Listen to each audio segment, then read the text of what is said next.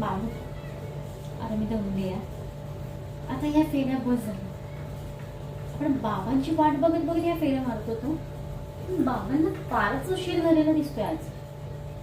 आपण कॉल करूयात का बाबांना? हा, मग बाबांना कॉलच करूया. हा,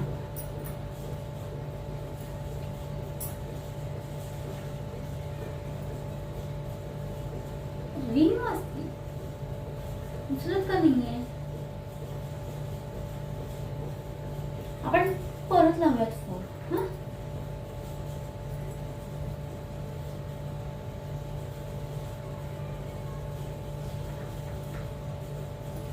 परत एकदा लावूयात.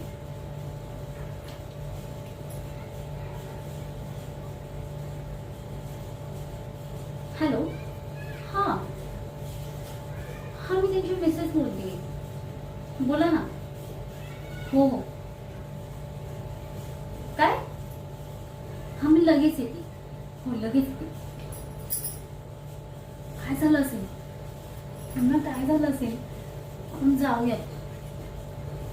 हा, आताच्या आता जाऊयात. मी पिशवी घेते, आपण निघूयात.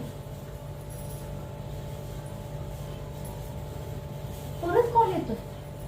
एक मिनिट.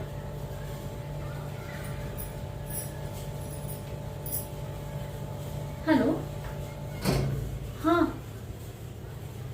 काय? असं कसं झालं? आताच तर मला फोन आला होता की त्यांचं ऑपरेशन चालू झालंय.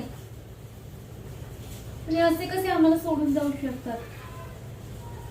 नाही सोडून जाऊ शकत आम्हाला हे. बाबू, आपल्याला कोण बघणार आता? आपल्या जगात कोणीच नाही राहिले.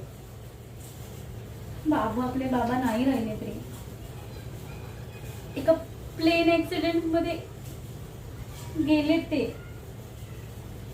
तर काय करायचं? कुठे जायचं? आणि कोणाकडे मदत माग? ते काही नको. आपल्याला कोणाकडूनच मदत नकोय. आपण करू. मी तुझी काळजी घेईन. मी तुलाच मोठं करीन. माझे संस्कार असतील तुझ्यावर. हा, एका स्त्रीला काय अजून हवं असतं? असं म्हणतात, एका बाईच्या मागे एक पुरुष असतो किंवा एका पुरुषाच्या मागे एक बाईच असते. पण जर अशाच गरजेला जर तो पुरुष नाही राहिला उपस्थित, तर काय करू शकतो आपण? त्यामुळे आपल्यालाच लढायचं. कोणी कोणाचीच वाट बघायची नाही, कोणतीच नाही. त्याच्यामुळे ही वाट आपल्यालाच बघायची.